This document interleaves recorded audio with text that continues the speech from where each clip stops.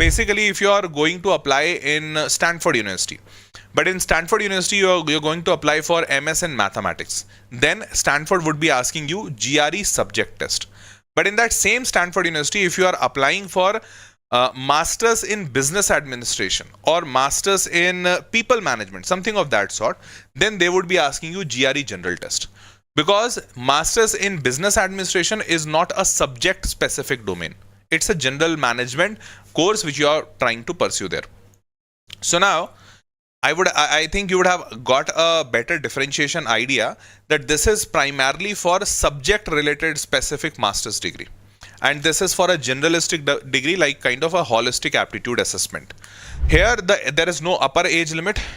You should have a valid passport, then you are allowed to take this examination, but anyone under 18 needs written consent from their parents to take the test. Here there is again no age limit. Anyone above 18 years old can take the examination without any restriction. However, there is a minimum age limit of 13 years old. If you are between 13 to 17, you will need to write in a permission from parents. The same thing.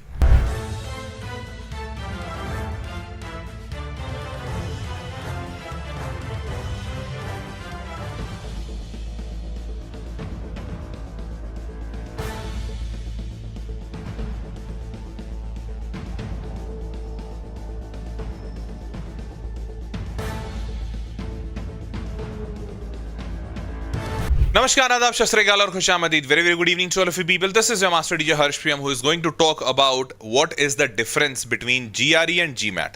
If you are a student who is studying in a college and wish to go outside of India and have your master's degree, MTech degree or MS degree or MBA degree from out of India, then which examination you should focus, which is better for which kind of degree, that I'm going to tell you in today's session. I'm going to give you an entire complete detailed analysis about GRE examination and GMAT examination, and what are the costs associated with it, what are the opportunities associated with it, how many times in a year you can actually attempt this examination, the pattern of this examination. All of these details I'll be telling you in this today's session. So let's get started without wasting much further time. If you haven't subscribed to the channel, kindly subscribe to the channel, and we do have Telegram channel as well, where we propagate a lot of informational and useful stuff for absolutely free of cost. You can just subscribe to the Telegram channel as well. Link is in the description box. Here we go. Now, first of all, so most popular examinations for studying abroad for master's degree is GRE and GMAT. These are the two most popular examinations, which almost 90% of the universities across the world do accept as an entrance criteria. Now, what is the difference? So first of all, as the name is different, the name GRE stands for Graduate Record Examination, GRE. For GMAT stands for the Graduate Management Admission Test. So here, this name itself has an emphasis over management. Here it's Graduate Record Examination. So the name is itself a plain Graduate Record Examination. No emphasis over management kind of thing. And from here onwards, you would have a persona, or you'll have a mindset that, okay, this examination is a little more inclined towards management aspirants, those who are planning to do a management degree from abroad. This is probably might be better for them. This might be for all other graduate examinations, but this is just an assumption. Let me give you the entire detail. So next is examination duration for GRE. It's 1 hour 58 minutes, just 2 minutes less than 2 hours. This is 2 hour 15 minutes. So this examination is 17 minutes extra plus 17 minutes for GMAT. Now this is being conducted by ETS, Educational Testing Services. This is conducted by GMAC, Graduate Management Admission Counselling. 5 years score validity, 5 years score validity. CBT and paper-based test both are available. So paper-based test is also available in GRE, but here it's only CBT. Both medium of instruction is English. Here the score range varies between 260 to 340. Now it depends on the difficulty level. So so there are basically two sections. In the first section, if you have done well, the second section would be harder compared to the first one, because if you have done well, if you do vice versa, then the same would happen. Similarly, here GMAT also is 205 to 805. Here also the examination pattern is as the same as SAT. If you do the first question correctly, the second question will be a little harder. If you do second wrong, third question will be a little easier. But if you do a right, then again a harder one. So like that. Now moving forward, GRE is accepted across 90 countries, 90 major countries, including US, Canada, UK, China. Most of these developed and developing nations, they accept GRE. Similarly, GMAT is also accepted by most of the countries. The countries' number might look bigger, but it's almost the same. The major countries do accept GMAT as well. Okay. Now, moving forward. Now, so test intent. So this is basically GRE is for your overall aptitude. For a graduate person who is having a graduation degree should have this basic minimum aptitude that is being tested by GRE. Now this is measure of very sorry. So GRE is basically having two sections. So GRE examination has two segments. First is GRE general test and second is GRE subject test. Now, a candidate might appear for both the examinations, or even if he chooses to appear only for one of the examination, that is also fine. Now, GRE general test is mostly intended for your overall aptitude assessment, but GRE subject test is intended towards getting the depth of your subject knowledge. So, basically, if you are going to apply in Stanford University, but in Stanford University, you're going to apply for MS in mathematics. Then Stanford would be asking you GRE subject test. But in that same Stanford University, if you are applying for Masters in Business Administration or Masters in People Management, something of that sort, then they would be asking you GRE general test. Because Masters in Business Administration is not a subject specific domain. It's a general management course which you are trying to pursue there. So now, I think you would have got a better differentiation idea that this is primarily for subject related specific master's degree, and this is for a generalistic degree, like kind of a holistic aptitude assessment. Now test fee here, it is 22,550 rupees, means $220 converted to Indian national rupees. Here it's 150 US dollars, converted is 14,500. Now, number of sections and subject, this has got 3 sections in management: verbal aptitude, reasoning aptitude, and one is essay. Here it has got only one section, that's the subject specific domain. Skills assessed, analytical writing, verbal reasoning, and quantitative reasoning. These are the 3 segments. Here it's subject specific. Test duration is 1 hour 58 minutes. Here the test duration might vary from 2 hour to 2 hour 50 minutes, depending on the paper or the subject which you have chosen. Okay. I hope you got the idea. Now moving forward, what is GMAT? Now the few more differences. So GMAT examination centers are almost in all major cities of India. Fee for Indian students, so 22,500, but here the GMAT fees is little on a higher side, 25,196. Structure, here we have 3 sections: verbal reasoning, quantitative reasoning, and analytical writing. Now, analytical writing is not considered for your marks evaluation. I'll tell you later. So there are 3 segments. Here again they have 3 segments: verbal reasoning, quantitative reasoning, and data insights. So now the first 2 are same for both of them, but the third one is a writing section here, but here the third segment is a data section. Okay, so this gives an idea that this examination has a little more emphasis over a mathematical part: data insights, quantitative reasoning. Here the mathematical part is restricted only to quantitative reasoning. That's it. So this has got a more, a less data driven or a less mathematical background. Here it's a little more mathematical thing. Okay. Now moving forward, official website is www.ets.org. Here it is www.mba.com. Okay. Now moving forward, next is, so analytical writing in GRE, it has got like one essay which is of 30 minutes. This is evaluated separately, not included in the total GRE score. This I was talking about.